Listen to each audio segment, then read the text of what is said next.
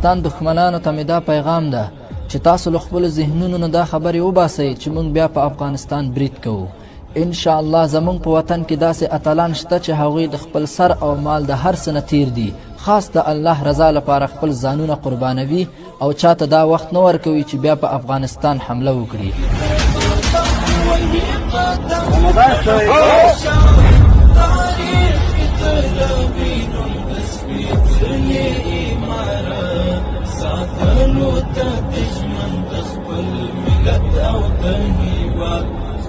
او خپل ولس ته دا ډاډ ورکوو چې ان شاء الله ستاسو سر او مال به خوندي وي او هیڅوک نشي کولای چې ستاسو ژوند وګواخي او امنیت مو خراب کړي. ان شاء الله موږ به ستاسو له مقدساتو نه دفاع کوو. زرغون شال روزلی منظم دی او چمتو پلوړ مورال راوډي متشونو تا د امن زرغون شال راوډي متک